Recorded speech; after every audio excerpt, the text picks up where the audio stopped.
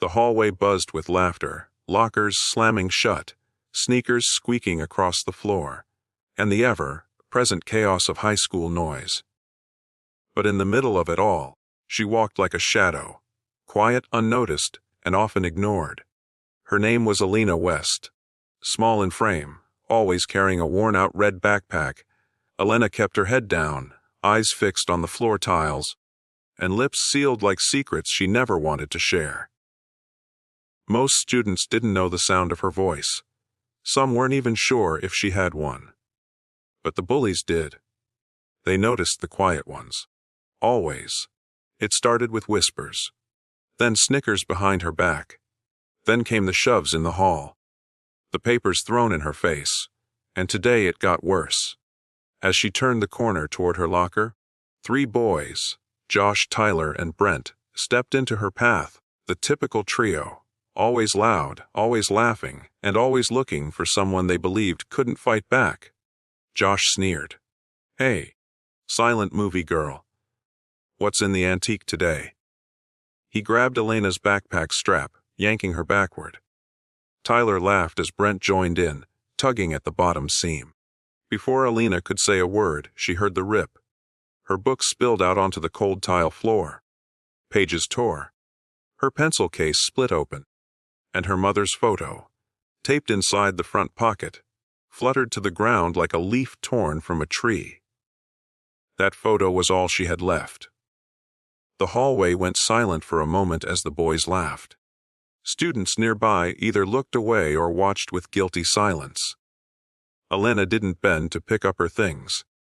She just stared at the torn backpack, at the smiling face of her mother now smeared with someone's shoeprint. Something changed. She straightened her back. Her eyes lifted, not empty, not sad, but burning with something new, something sharp, something dangerous. Josh took a step back, unsure. "What, you gonna cry or?" He didn't finish. With calm, deliberate motion, Alina stepped forward, grabbed the nearest locker door, and slammed it with such force it echoed across the entire hallway like a gunshot. The sound jolted everyone. Then, with a swift motion, she stepped toward Brent, who tried to laugh again.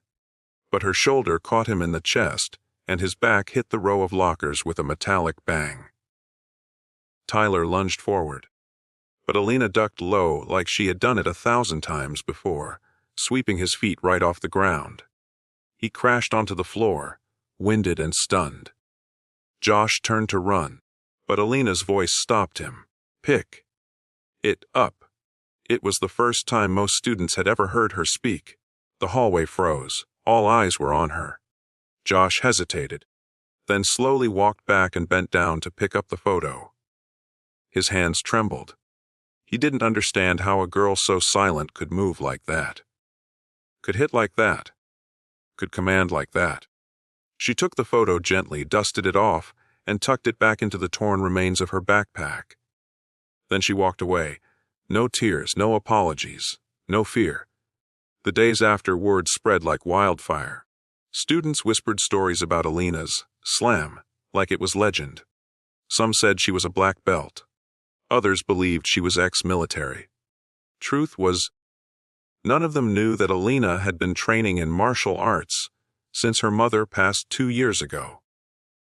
Her father, a former combat instructor, wanted to give her strength when the world gave her silence.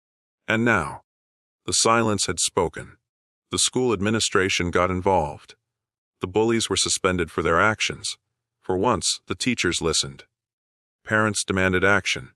And Alina, she was called into the principal's office not for punishment, but for praise, for courage.